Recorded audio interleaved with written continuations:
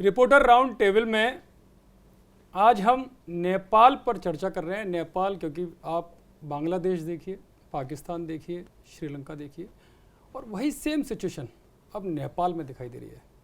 मेरे साथ मेरे सीनियर सहयोगी हैं, CNN के एग्जीक्यूटिव एडिटर हैं अमन शर्मा जी। वो इस चर्चा में हमारी जो गपशप होगी कि आखिरकार भारत पर कितना इसका असर पड़ेगा और आखिरकार नेपाल का क्या होगा। CNN की सीनियर एडिटर हैं आकांक्षा स्वरूप जी, वो भी हमारे साथ रहेंगी। अमन जी, नेपाल की जो सिचुएशन है, लग नहीं रहा कि अपने अतीत की जो जंजीरें उनसे निकल ही नहीं पा रहा है। आज भी नेपाल में जो लोकतंत्र है वो उलझन में फंसा हुआ है। देखिए, नेपाल की जो सिचुएशन मैं उसको ऐसे डिस्क्राइब करूंगा कि जब करप्शन एक हद से ज़्यादा बढ़ जाए। आप देखिए, नेपाल के जितने प्रधानमंत्री रहे हैं 2008 से, आप देख लीजिए, सब पे कुछ ना कुछ करप्शन का एलिगेशन रहा है। उसके अलावा जब ये लीडरशिप नेपाल की, अब देखिए, अब 73 इयर्स के उनके प्रधानमंत्री थे ओली, एक तरह से लीडरशिप सारी एक ओल्ड लीडरशिप हो चुकी है। वो जो यंग जनरेशन है वहाँ की, उससे एक तरह से बिल्कुल कटी हुई है, मैं कहूँगा। सोशल मीडिया 26 साइट्स को, इंस्टाग्राम को, व्हाट्सएप को, ट्विटर को, फेसबुक को, सबको आज के ज़माने में बैन कर देना। उसको बैन करने के बाद एक लोग जो बाहर, यंग लोग जो सड़कों पे आए, आप पुलिस फायरिंग ऑर्डर कर दें जिसमें 20 यूथ मारे जाएं, तो ये एक रेसिपी फॉर डिजास्टर है। ये शो करता है कि जो लीडरशिप है वो बिल्कुल आउट ऑफ टच हो चुकी है वहाँ की ज़मीनी रियलिटी से। और ये सब एक जेनजी प्रोटेस्ट, जिसको पहली बार देखा जा रहा है, जेनजी प्रोटेस्ट जिसको कहा जा रहा है, मुझे ये लगता है कि ये यूथ का एक गुस्सा है जो मुझे लगता है काफ़ी टाइम से बिल्डअप कर रहा था। नेपाल की इकोनॉमी की सिचुएशन भी अच्छी नहीं है, अनएम्प्लॉयमेंट फिगर बहुत हाई हैं, हेल्थ एजुकेशन के पैरामीटर बहुत ख़राब हैं। एक एस्टिमेट है वर्ल्ड बैंक का कि 4 लाख नेपाली यूथ हर साल नेपाल छोड़ के चला जाता है, क्योंकि उसको ना तो जॉब मिलता है, ना उसको ग्रोथ की अपॉर्चुनिटी मिलती है। ऐसे टाइम पे सोशल मीडिया बैन कर देना, एक करप्ट रिजीम का होना, पिछले 2008 से मेरे ख्याल से 14 प्रधानमंत्री रह चुके हैं नेपाल में। तकरीबन आप कह लीजिए 17 साल में 14 प्रधानमंत्री। ये प्रेजेंट जो हैं ये चौथी बार प्रधानमंत्री बने थे, पिछले एक साल से थोड़ा सा ज्यादा हुआ है। गलत क्या है? अगर वो अपने कानून के हिसाब से उन कंपनियों को लाना चाह रहे हैं, रजिस्ट्रेशन कराना चाह रहे हैं, तो उसमें गलत क्या है? कि कानून का राज नहीं होना चाहिए? हमारे यहाँ तो वैसे भी संविधान की बात होती है। नहीं, कानून का राज होना चाहिए, पर जब मुझे ये लगता है करप्शन जो हद, जैसे मैं पहले कहा, करप्शन हद से ज्यादा बढ़ जाए। आपकी देखिए, गवर्नेंस और पॉलिटिक्स एक परसेप्शन की भी गेम है। अगर आपका परसेप्शन खराब हो चुका है, आप यूथ से कट चुके हैं, तब ऐसे प्रोटेस्ट देखने को मिलता है। मैं प्रोटेस्ट को जस्टिफाई नहीं करूंगा, प्रोटेस्ट बहुत ही वायलेंट हैं। आपने सुप्रीम कोर्ट जला दिया, अपना सेक्रेटेरिएट जला दिया, तो ये किसी तरह से कोई भी इसको जस्टिफाई नहीं किया जा सकता। पर ये बड़ी क्लियर है कि ये 1-2 दिन का बिल्डअप नहीं है, ये तकरीबन कुछ सालों से ये बिल्डअप हो रहा था। जो ट्रिगर है वो सोशल मीडिया का बैन रहा है, उसके बाद 20 लोगों की पुलिस फायरिंग में डेथ रही है। गुस्सा इससे चरम पर पहुंचा है, और अब ये सिचुएशन जो है सब देशों के लिए, जो भारत के लिए तो खासकर काफ़ी परेशानी वाली सिचुएशन है। आकांक्षा उस पर ज़्यादा बता पाएंगी कि भारत का क्या रुख है। पर मेरा ये मानना है कि नेपाल में अभी भी मामला शांत पूरी तरह नहीं है। दूसरी इंटरिम गवर्नमेंट क्या बनती है, किसकी गवर्नमेंट बनती है, इस पर काफ़ी बातचीत होगी। बट पुरानी जो लीडरशिप है नेपाल की, उसका समय खत्म हो चुका है, इसमें कोई डाउट नहीं है। वो अब किसी भी तरह नेपाल पुरानी लीडरशिप को, अपनी किसी भी पुराने प्रधानमंत्री को एक्सेप्ट नहीं करने वाला है। अब कोई नई लीडरशिप उभर कर आएगी। नेपाल में जो 17 साल में जो 14 बार चेंज हुए प्रधानमंत्री, क्या एक इसका भी है कि वहाँ जो स्टेबिलिटी होनी चाहिए, जो स्थिरता होनी चाहिए, वहाँ की जनता किसी पर विश्वास ही नहीं कर रही, तो फिर सिचुएशन तो अगर आप देखें तो डेमोक्रेसी को एक मजाक बना दिया गया। क्योंकि जब 2008 में मोनार्की ख़त्म हुई, राजा ज्ञानेंद्र जब स्टेप डाउन किए और जो है कॉन्स्टिट्यूशन बदला गया, उसमें आपकी डेमोक्रेसी को वेलकम किया अगर नेपाल ने, तो 14 गवर्नमेंट्स जो आई 17 साल में, किसी ने भी डेमोक्रेसी को उस तरह रिस्पेक्ट ही नहीं किया। मैं जितने भी जर्नलिस्ट से बात कर रही हूँ, सब मुझे यही बता रहे हैं कि जो पब्लिक इंस्टीट्यूशंस थे उनकी काफ़ी डिसरिस्पेक्ट की गई। अमन ने बहुत अच्छा पॉइंट उठाया कि करप्शन बहुत बढ़ चुका था। अभी हालांकि सबसे ज़्यादा जन आक्रोश इस बात को भी लेके हुआ है कि इलेक्ट्रिसिटी बोर्ड के जो चेयरपर्सन थे, उन्होंने नेपाल में एक बहुत ही इंपॉर्टेंट रोल प्ले किया था लोड शेडिंग क्राइसिस के टाइम पे, और एनर्जी बहुत इंपॉर्टेंट है इस हिमालयन नेशन के लिए, और उनको बिना किसी रीज़न दिए ओली ने फायर कर दिया। तो उसको लेके भी काफ़ी आक्रोश पैदा हुआ। मैं ट्रिगर पे भी आना चाहूँगी। ट्रिगर रहा है आपका बिग टेक। बिग टेक में आप किसको इंक्लूड करते हैं? आप इंस्टाग्राम को इंक्लूड करते हैं, आप व्हाट्सएप को इंक्लूड करते हैं, यूट्यूब, फेसबुक, इन सारे प्लेटफॉर्म्स को। आज का जो यूथ है या जो युवा पीढ़ी है वो इन सारे प्लेटफॉर्म्स को बहुत एक्टिवली यूज़ करती है, सिर्फ दोस्ती के लिए नहीं या बातचीत या वार्तालाप के लिए नहीं, पढ़ने के लिए भी इस्तेमाल करती है। इनफैक्ट बिजनेस प्लेटफॉर्म भी बन चुके हैं आपके इंस्टाग्राम, फेसबुक, यूट्यूब जैसे प्लेटफॉर्म्स। तो वहाँ के युवा का ये कहना है कि जब इस पे बैन इम्पोज किया गया तो हमको कोई भी मौका नहीं दिया गया या इन बिग टेक फर्म्स को भी कोई समय नहीं दिया गया। पढ़ाई पर भी असर पड़ा, कमाई पर भी असर पड़ा और परिणाम लड़ाई पर आ गया। दूसरी बात, टिकटॉक जो कि चाइनीज ऐप है उसको भी बैन किया गया था, लेकिन टिकटॉक को समय दिया गया कंप्लायंस ऑर्डर्स फॉलो करने के लिए और वो बैन उठा लिया गया। यहाँ बैन जब उठाया तब तक पानी सिर के ऊपर से निकल चुका था और वो आक्रोश हमने देखा है। जिस तरह का आक्रोश हम अब युवा पीढ़ी में देख रहे हैं, बिग टेक का बहुत बड़ा रोल है। आपने श्रीलंका की बात की, आपने बांग्लादेश की बात की, अगर हम देखें तो यही हाल म्यांमार में भी था।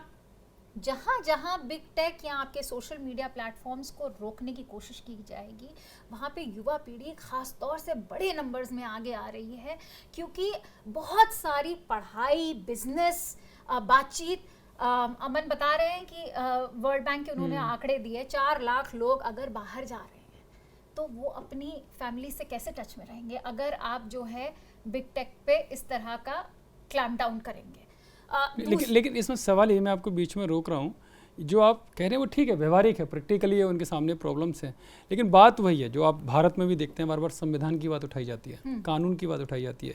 क्या उन कंपनियों की रेस्पॉन्सिबिलिटी नहीं है? मैं वही आ रही हूँ, आपने भारत उनको भी तो रजिस्ट्रेशन किया, अपोजिशन इसी बात को मोदी जी हैं जो 2014 से अपनी कुर्सी पे बने हुए हैं, क्या ये नेपाल के लिए बोला जा सकता है?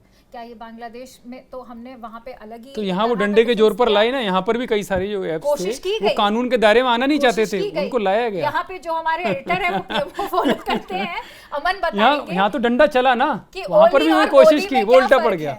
मतलब नॉट जस्ट नेपाल जिसमें इतनी बदलाव हुए हैं, श्रीलंका पे बदलाव हुए हैं, पाकिस्तान में बदलाव हुए, बांग्लादेश में बदलाव हुए, पाकिस्तान में तो इमरान खान को जेल भेज दिया गया, तख्ता पलट हुआ जब वहाँ पे। ऐसा नहीं हो रहा, पपेट बैठाए जा रहे हैं पाकिस्तान में, उनकी जगह एक तरह से शो भी करता है कि स्ट्रॉन्ग गवर्नमेंट जो है, स्ट्रॉन्ग लीडरशिप जहाँ पे जैसे भारत में है, पिछले 11 डीप स्टेट का भी रोल है कि नहीं, अब वो भी इंपॉर्टेंट पॉइंट है, हमें डिस्कस करना चाहिए। आई थिंक एक जो बात मैं आज पढ़ रहा था, नेपाली पेपर्स में सुबह पढ़ रहा था, एक इंटरेस्टिंग मैंने टर्म देखी कि वहाँ पे एक चीज और भी बहुत ट्रेंड कर रही थी पिछले 6 महीने से, नेपो किड्स। तो वहाँ पे क्या है कि जितने ये प्रधानमंत्री हैं, पिछले 5 या 6 जिनके मैंने नाम लिए, जो वहाँ के मिनिस्टर्स हैं, उन सबके बच्चे जो हैं वो बड़े ही ऐशो आराम से जीते हैं, नेपाल में फ्लॉन्ट भी करते हैं, बाहर पढ़ रहे हैं। और नेपाल की जो एग्जिस्टिंग यूथ है, जो नॉर्मल यूथ है, वो बहुत ही इम्पॉवरिश्ड है। और एक एस्टिमेट है कि 80% जो नेपाल की वर्कफोर्स है वो अनऑर्गेनाइज सेक्टर में काम करती है, वो कोई ऑर्गेनाइज जॉब में काम नहीं करती है। ये परहैप्स वर्ल्ड का हाईएस्ट रेशो है किसी भी और बड़े रीजन या और बड़े देश के लिए, कि आपकी 80% वर्कफोर्स अनऑर्गेनाइज सेक्टर में है, कैब ड्राइवर हैं, टूर गाइड हैं, जो भी हैं, जिस पे नेपाल की इकोनॉमी डिपेंडेंट है। तो ये सब एक फ्रस्ट्रेशन बिल्ड होने वाला भी बात है। आई थिंक वहाँ के यूथ को ये लगता है कि ये जो हमारी सरकारें हैं, ये जो हमारे 60, 70, 75 साल के जितने लीडर हैं, ये सब एरोगेंट हो चुके हैं, करप्ट तो है ही हैं, एरोगेंट हो चुके हैं, जनता से कटे हुए हैं, ऐसे फैसले लेते हैं जो कि जनता के खिलाफ हैं, जनता के हित में नहीं है, नेशनल इंटरेस्ट में नहीं है। और तभी आप देखिए कल जो हमले हुए हैं, किसी भी नेता को बख्शा नहीं गया है वहां पे, पूर्व प्रधानमंत्री हो, वित्त मंत्री हो, गृह मंत्री हो, एक पूर्व प्रधानमंत्री की पत्नी की मृत्यु हो गई है वहां पे आग में जलने के बाद। तो बहुत ही ज्यादा वायलेंट और बड़े ही फिजिकल में वायलेंस प्रोटेस्ट, मुखर प्रोटेस्ट है, दौड़ा कर मारा गया है सड़कों पे। तो ये एक तरह का पेंट अप गुस्सा जिसको कहते हैं, वो शायद काफी टाइम से बन रहा था। ये एक ट्रिगर, मैं कहूँगा ये भी लगता है कि ये एक तरह इतनी बड़ी गलती एक कर देना कि पहले आप उस पर सोशल मीडिया पे बैन लगाएं, लोग प्रोटेस्ट करने आए तो फिर आपने पुलिस फायरिंग कर दिया, 20 लोग उसमें मर गए और लोगों को इस हालत हो गया। ये लोगों ने कर्फ्यू को डिफाई करके कल ये सब किया है, अपने ही देश के अपने एसेट्स जो हैं, सेक्रेटेरिएट हो, पार्लियामेंट की बिल्डिंग हो, सबको आपने जला दिया है, सुप्रीम कोर्ट को जला दिया है। तो ये अल्टीमेटली तो लोगों के बनाए हुए एसेट्स हैं। तो इसको किसी तरह से मैं जस्टिफाई नहीं करूंगा। मैं ये भी समझता हूं कि जो ये प्रोटेस्ट कल वायलेंट हुआ, ये टोटली गलत तरीके से वहां के लोगों ने किया है, बिकॉज आप अपने ही देश का हार्म कर रहे हैं। आप देखिए, एक मैं एस्टिमेट पढ़ रहा था कि $1 ट्रिलियन शायद चाहिए होंगे नेपाल की सारे इन एसेट्स को दोबारा बनाने के लिए। कौन देगा वो पैसा? कहाँ से आएगा? कंट्री की इकोनॉमी तो आगे ही खराब है। सवाल है, जहाँ से पैसा आएगा। हाँ, कहाँ से पैसा आएगा? कैसे आएगा? और जहाँ से आएगा क्या उन्होंने ही सब ये किया है? तो ये भी एक बहुत बड़ा इशू है। डीप स्टेट का इशू बहुत बड़ा है, क्योंकि ये एक तरह से डीप स्टेट से ध्यान आया इसमें। आईएनजीओ को भी बड़ा रोल बता रहे हैं, बहुत जरूरत से ज्यादा वहाँ पर आईएनजीओ हैं। हाँ, तो वो भी बड़ा पैसा वहाँ पर लेकर मिसयूज कर रहे हैं लड़कों को। थोड़ा सा मेरे ख्याल से प्रेमेच्योर होगा, क्योंकि हमें पता नहीं है कहाँ से हो रहा है, पर काफी पैरेलल्स देखी गई हैं बांग्लादेश और भारत जो है आपके नेपाल के बीच में। भारत का नाम मैंने इसलिए लिया क्योंकि पहले बहुत से लोग कह रहे थे अरे क्या ये भारत का कराया हुआ है। वहीं पे मैं एक पॉइंट बनाना चाहूंगी। भारत जो है भले चाहे कि वहाँ पे एक हिंदू राष्ट्र बने, हम मोनार्की के फेवर में हैं, लेकिन वहाँ जो भी प्रोटेस्ट चल रही हैं वो मोनार्की की नहीं है, एनआरकी की है। एनआरकी की है, जो कि डेमोक्रेसी के नाम पे की जा रही है, जो कि हमने बांग्लादेश में भी देखी थी। आज भी अगर आप देख लें तो बांग्लादेश में किसका हाथ है, मोहम्मद यूनुस किसके बैठाए हुए पपेट हैं, ये सबको पता है। बिल्कुल। उसी तरह से अब सवाल ये भी उठाया जा रहा है कि बिग टेक का बहुत बड़ा रोल है। अगर सोशल मीडिया को देखा जाए, चाहे वो मेटा की प्रॉपर्टीज़ हो, चाहे वो इंस्टाग्राम हो या फेसबुक हो, अब आप यूट्यूब देख लीजिए, इन सब का जिस तरह की करीबी देखी गई है ट्रम्प एडमिनिस्ट्रेशन के साथ, जिस तरह का हमने कंट्रीब्यूशन देखा है उनका अभी यूएस गवर्नमेंट में, तो बिग टेक का तो रोल है। क्या उभर के आता है वो आने वाले दिन खुद ही बता देंगे, जिसको भी बिठाया जाता है। लेकिन एक बात जो अमन ने कही उसको मैं आगे बढ़ाना चाहूँगी। एक तरफ नेपो किड्स की जो कैंपेन के बारे में बात की अमन ने, बहुत इंपॉर्टेंट पॉइंट है, क्योंकि वो आक्रोश बन रहा था बहुत दिनों से।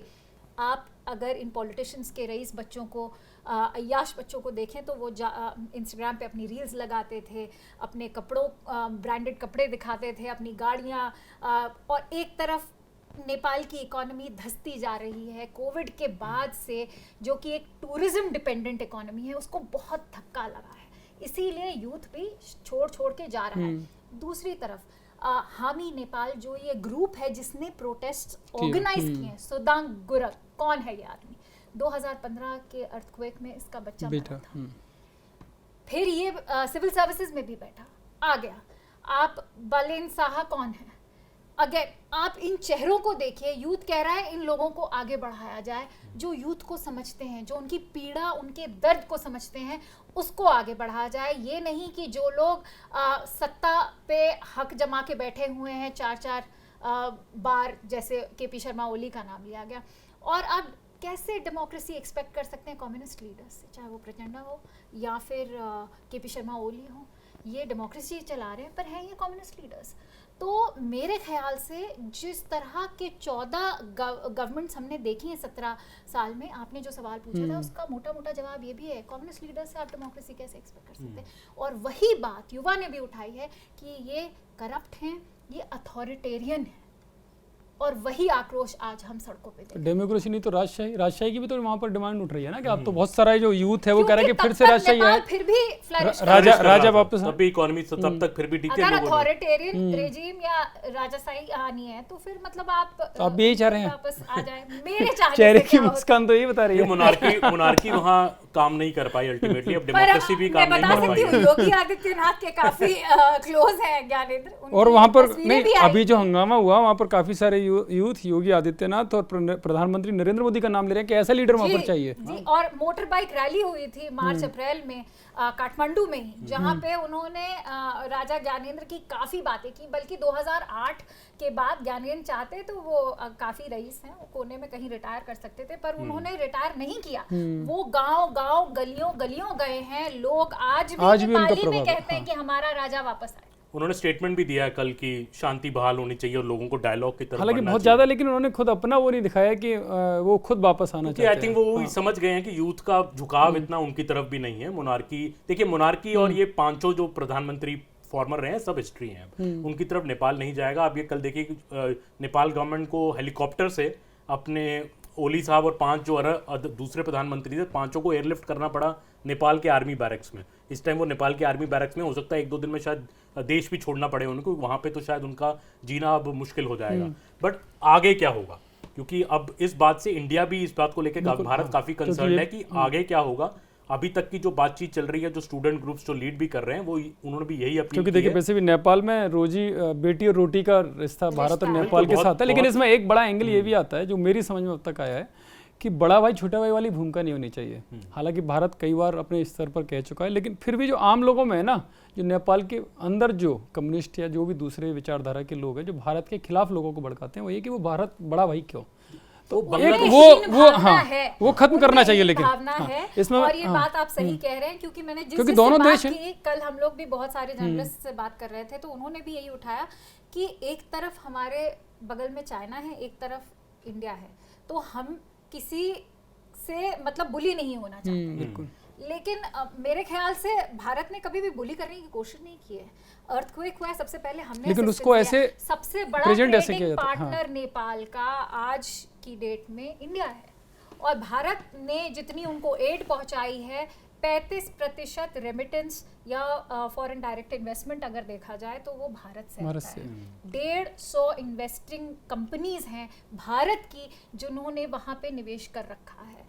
हमारे अभी 2025 में ही जनवरी की बात है कि हमारे external affairs minister doctor Jaishankar ने एक अग्रीमेंट किया है वो एनर्जी को लेके, तो हमारे बड़े सारे इन्वेस्टमेंट्स हैं वहाँ पे, और हम इसको इतना तेज़ी और इतनी रफ्तार के साथ आगे बढ़ा रहे थे कि एक तरह से अगर केपी शर्मा ओली की गवर्नमेंट गई है तो वो भारत के लिए अच्छा भी हो सकता है, पर अगला कौन आएगा उसके ऊपर डिपेंड करेगा काफ़ी कुछ। लेकिन इससे भूकंप से मुझे याद है, मैं बीच में वो कर रहा हूँ, 2015 में जब भूकंप आया, देखिए सरकारों का सरकार से रहता ही है, लेकिन हमारे ये स्वयंसेवी संगठन है, खासकर आरएसएस का बड़ा लगाव है, और वो वहाँ एक मित्रवत भूमिका निभाता है। बड़ा भाई छोटा भाई वाला का जो कॉन्सेप्ट है वो चाहता है खत्म होना चाहिए। दोनों स्वतंत्र राष्ट्र हैं और दोनों को बराबर और उसी तरह से इसको ट्रीट करना चाहिए। मैं आपको भूकंप वाली घटना इस वजह से बता रहा हूँ, मैंने वो नज़दीक से वो खबर देखी। जब भूकंप आया तो भारत सरकार तो आगे आई, आरएसएस 2 कदम और आगे बढ़ा और वहाँ पर उन्होंने अपने कई प्रचारकों को उतारा, और एक अखिल भारतीय सह सरकार हुआ, उनकी जिम्मेदारी, उन्होंने खुद वो जिम्मेदारी ली कि नहीं, नेपाल का मामला है और हमें आगे रहना चाहिए। उन्होंने सरकार से बात की, तो उसकी वजह से आरएसएस का नहीं, फिर मैं आगे की कहानी इस वजह से बता रहा हूँ, उन्होंने खुद उसकी, क्योंकि सह सरकार अगर खुद देख रहा है संघ का, यानी कि नंबर 3 उस स्तर का अगर अधिकारी देख रहा है तो बड़ी चीज़ होती है। और उन्होंने वहाँ पर कई सारे प्रोजेक्ट शुरू कराए, वो उन्होंने उनके रोजगार के लिए भी शुरू कराया, उनके एजुकेशन के लिए भी शुरू कराया, मतलब अलग अलग फील्ड में। लेकिन जब वो लेट हुए 2-3 साल में, उन्होंने जब समीक्षा की, उसका रिव्यू किया, तो उन्होंने खुद उस वक्त के वित्त मंत्री थे अरुण जेटली, क्योंकि मैं इत्तेफाकन वहाँ था, इस वजह से समझता हूँ, उन्होंने उनसे लड़ाई की कि प्रोजेक्ट लेट क्यों हो रहे हैं, सह सरकार बने, और जेटली जी के पास कोई जवाब नहीं था। हालांकि फिर उसके बाद कामों में तेजी आई, फिर कुछ गड़बड़ हुआ, तब वित्त मंत्री निर्मला सीतारमण बनी। उन्होंने उनके साथ कई बैठकें की और उनको इंश्योर किया कि नहीं, नेपाल के मामले में कोई कोताही नहीं होनी चाहिए, कोई ढील नहीं होनी चाहिए। आरएसएस उस लेवल तक जितेंद्र, ये तो रहा ही है कि इंडिया नेपाल का रिलेशन बहुत स्ट्रांग है। अगर ये सब नहीं होता तो ओली शायद इंडिया में होते 16-17 सितंबर को। वो विजिट भी प्लान की जा रही थी, ओली की पहली ट्रिप। विक्रम मिस्री हमारे फॉरेन सेक्रेटरी लास्ट मंथ अगस्त में नेपाल भी गए थे उस विजिट की प्रिपरेशन के लिए। ओली को प्रधानमंत्री एससीओ चाइना में मिले भी थे। देखिए, आई थिंक मुझे अब ये लगता है कि ये जो फीलिंग रहती है इंडिया की तरफ से रहती है कि हम किसी देश में अगर इंटरफेरेंस कर रहे हैं या ये करने की कोशिश कर रहे हैं कि कैसी वहाँ सरकार बने, उसका इंडिया को हमेशा एक नेगेटिव ब्लोबैक आया। हमने बांग्लादेश में ये देखा है। तो इंडिया डेफिनेटली नहीं चाहेगा कि ये इंप्रेशन जाए कि हम नेपाल में किसी भी तरह का इंटरफेरेंस या इन्फ्लुएंस करना चाह रहे हैं। हाँ, कल प्रधानमंत्री, अब देखिए, पंजाब और हिमाचल गए थे, लौटते ही उन्होंने सबसे पहले सीसीएस का मीटिंग नेपाल के ऊपर किया है। राजनाथ सिंह को मिले, जयशंकर को मिले, निर्मला सीतारमण को मिले, अमित शाह जी बैठे थे कि इसका क्या प्रभाव होगा। और इंडिया इस बात को लेकर बहुत वरिड है, बिकॉज ये भी बात है कि 2 पावर, जैसे आकांक्षा ने पहले बोली, बीजिंग और दिल्ली, दोनों से नेपाल का एक इक्वी डिस्टेंस रहता है। पर भारत ये नहीं चाहेगा कि नेपाल का इस सिचुएशन में नजदीकी बीजिंग से बढ़े। हम चाहेंगे कि अगला जो नेतृत्व नेपाल में आए उसके भारत से दोस्ताना संबंध हो। इसलिए कल जो मोदी का स्टेटमेंट है सीसीएस के बाद बहुत सिग्निफिकेंट है, जो उन्होंने कहा कि हम चाहते हैं कि पीस आए। हम ये भी हम इस बात से एंग्विश्ड हैं कि यंग लड़के लड़कियों की लाइफ गई है। तो इंडिया आई थिंक इस बात से भी इत्तेफाक रखता है। इंडिया इस बात wants to associate with the general young population of Nepal.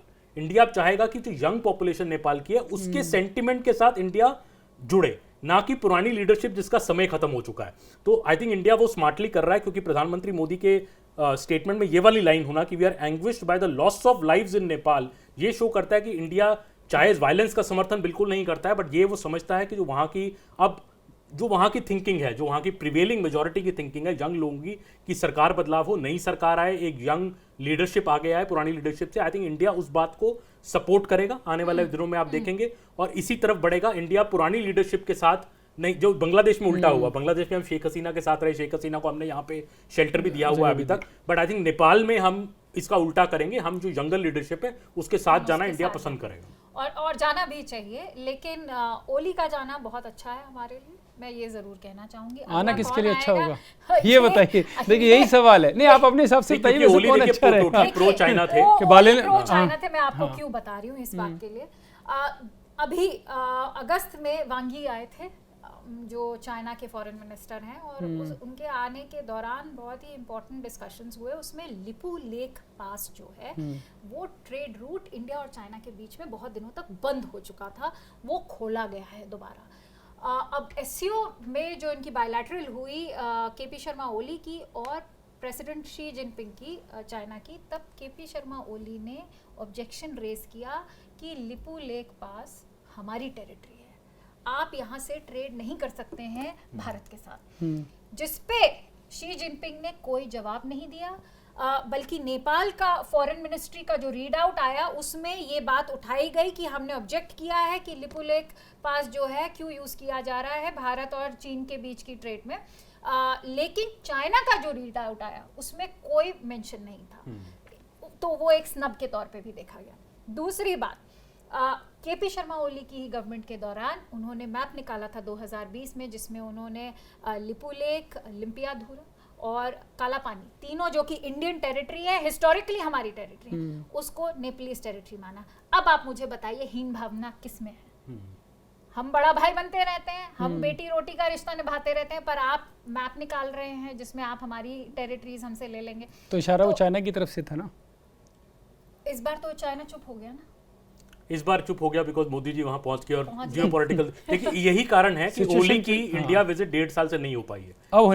अब होने वाली थी क्योंकि समीकरण के बाद समीकरण चेंज हुए थे, पर अब आई थिंक ये आकांक्षा की बात ठीक है कि इंडिया के लिए एक तरह से पॉलिटिकली ये बहुत अच्छा है, बिकॉज नेपाल एक तरफ से चाइना की तरफ ज़्यादा बढ़ता जा रहा था पिछले कई सालों से, और India was struggling on that. I think अब नई लीडरशिप आएगी, एक नई स्टार्ट होगी। अच्छा, लीडरशिप में ये तीन नाम जो आ रहे हैं, जो अभी बांग्लादेश जैसा हाल ना हो कि यूनस जैसे कोई और पपेट भी बैठा दिए जाए, जो अब ट्रम्प एडमिनिस्ट्रेशन की। इसी वजह से अमन भाई आप बताइए ना कि कौन ये नए नाम जो आ रहे हैं इसमें से कौन अच्छा है?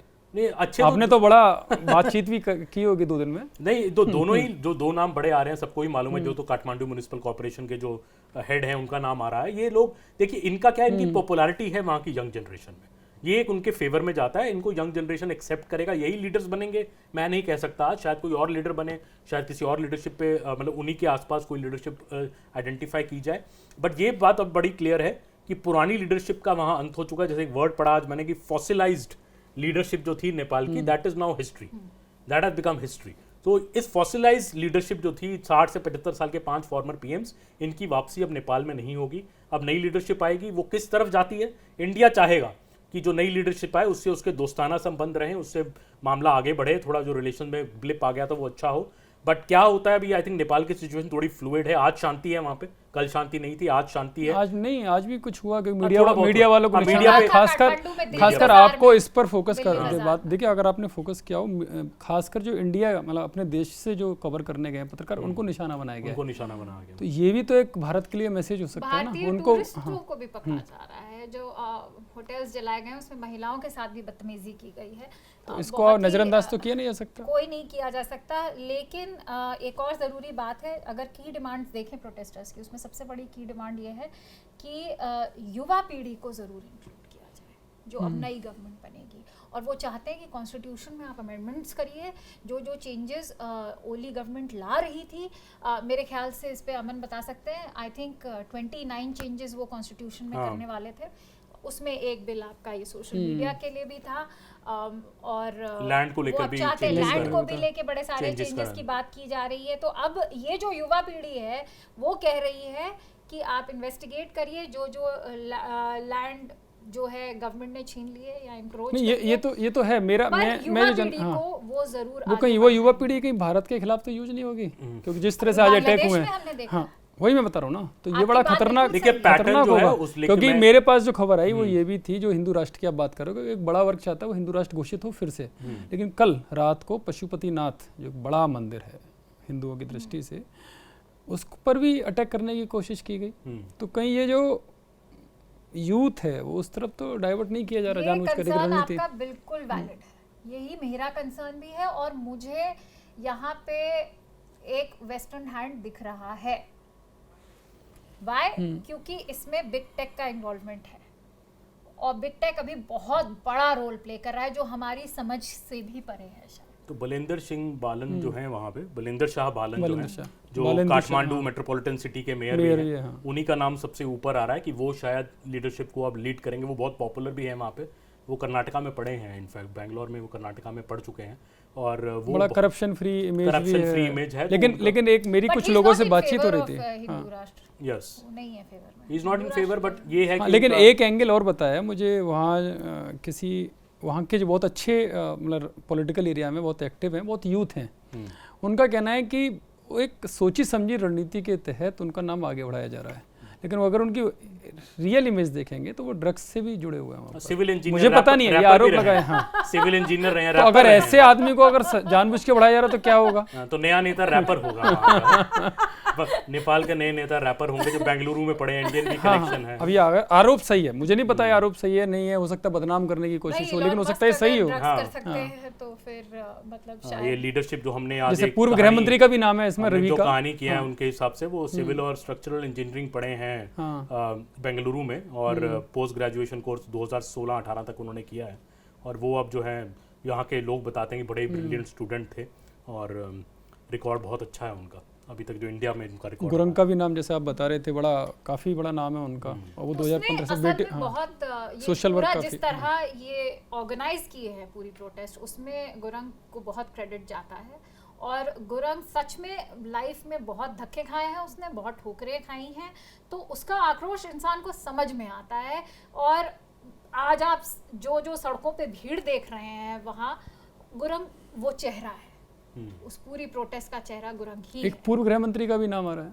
रवि, हाँ, रवि करके हैं, और बता रहे कि जो पॉलिटिकली पूरा मूवमेंट जो हुआ है पूरा ये सरकार को बेदखल करने का, वो उन्हीं की प्लानिंग बताई जा रही है। प्लानिंग 2024 से चल रही है, हम्म। ट्वीट्स पहले ही आ चुके थे कि होगा कुछ, होगा आने वाले महीनों में 2025 में, पर इस तरह होगा वो हम वो लोगों कभी ने नहीं भी सोचा नहीं। एक दिन के अंदर अंदर पूरा तख्ता पलट हो जाना, इस is quite a massive thing. ये ऑन द स्पॉट प्रोटेस्ट है, बट आई थिंक एज आकांक्षा कह रही है कि प्लानिंग काफी टाइम से चल रही थी, इट्स अ प्लान्ड थिंग।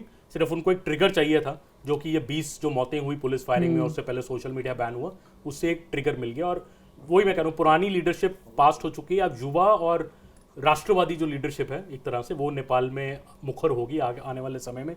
अगले हफ्ते में काफी डेवलपमेंट्स होने की उम्मीद है। अंत में मैं यही कहना चाहूँगा। मैं बस यही कहना चाहूंगी, जिस तरह का हमने जन आक्रोश देखा है, जिसको हम जेनजी प्रोटेस्टर्स बोल रहे हैं, तो आप शायद इतनी Gen अच्छी Z में- हिंदी भी अच्छी बोल रहे हो। आपने शुरू में बोला कि आप इंग्लिश ही बोलोगे, हिंदी बोलोगे नहीं, क्योंकि CNN आप सीनियर एंकर हैं इंग्लिश बोलने वाली, अंग्रेजीदा लोग हैं आप। नहीं मैं लेकिन उत्तर आपने तो प्रदेश हम की हूँ, मुझे मैं हम उत्तर जैसे हिंदी प्रदेश बोलने की वालों हूँ, को पीछे मैं कर दिया। इलाहाबाद की रहने वाली हूँ, मैं लखनऊ की रहने वाली हूँ, मेरे माता पिता काफी लेकिन संकोच बहुत हो रहा था आपको, hesitation। माता पिता रुचि रखते थे काफी लेखन में भी, तो थोड़ा बहुत आता है, उतनी अच्छी नहीं बोल सकती हूँ जितनी नहीं, थोड़ा तो आता ही नहीं है, बहुत ही बहुत दिखाई दे रहा है यहाँ पर। क्या मुझे तो अब मैं नहीं बोल पाया अभी तक। नहीं, पर मैं बस ये कहूंगी कि यदि ये डेमोक्रेसी की बात कर रहे हैं, तो जिस तरह का आक्रोश है, जैसे अमन कह रहे थे, ये डेमोक्रेसी के लिए को शोभा नहीं देता है।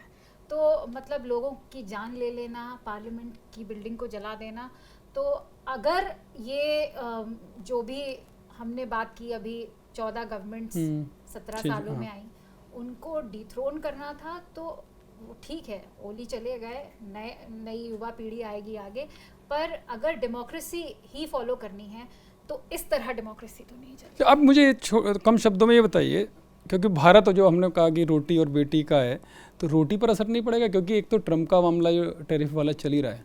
सबसे ज़्यादा जो चीज़ें हम बेचते हैं, जो हमारे व्यापारियों की जाती हैं, ट्रेड खासकर भारत में नेपाल से सबसे ज़्यादा जाती है। और रोटी ही नहीं, और वहाँ जब इस तरह के हालत होंगे तो बॉर्डर के आर पार क्रिमिनल एक्टिविटीज भी होती हैं। इंटरनल मेरे सिक्योरिटी, पिताजी जिलाधिकारी सिद्धार्थनगर पे थे, सन 2000 की बात बता रही हूँ। उन्होंने माओइस्ट इंसर्जेंसी को बहुत क्लोजली, मतलब शाही खानदान से जिलाधिकारी रहे, तो वो ब्लड भी मैं है। बल्कि कपिल वस्तु लुम्बिनी तक गई हूँ और नेपाल बॉर्डर भी क्रॉस किया था मैंने। तो उस टाइम पे राजा बीरेंद्र का काफ़ी बाका था। और ये बता सकती हूँ कि भारत का बहुत ही तगड़ा असिस्टेंस रहा है उस माओइस्ट इंसर्जेंसी को कंट्रोल करने में। तो जिस तरह का हम टर्मोइल देख रहे हैं, वो इकोनॉमिकली नहीं, हमको स्ट्रेटेजिकली भी, हमारी सिक्योरिटी को भी थ्रेटन कर सकता है, क्योंकि स्मगलिंग भी बहुत चलती है। तो सोच समझ के मतलब भारत को कदम उठाना ही पड़ेगा। जी, अभी हमारा वेट एंड वॉच अप्रोच है। बिल्कुल, वेट एंड वॉच भारत रख ही रहा है। और शायद यही कारण है कि आते ही जैसे ही प्रधानमंत्री पंजाब से लौट कर आए, हिमाचल से लौट कर आए, उन्होंने तुरंत एक पूरे इंटरनल जो सिचुएशन थी नेपाल की, उस पर एक मीटिंग बुलाई। हालांकि वो नेपाल जो ठंडी पहाड़ियों यानी कि हिमालय की ऊंची चोटियों से घिरा रहता है, लेकिन आज वो जो बदलाव की आग है उसमें वो धधकता हुआ दिखाई दे रहा है। और वो आग ऐसी है कि सब कुछ तहस नहस होता हुआ दिखाई दे रहा है। तो ऐसे में भारत को बस सोच समझकर आगे का कदम उठाना होगा।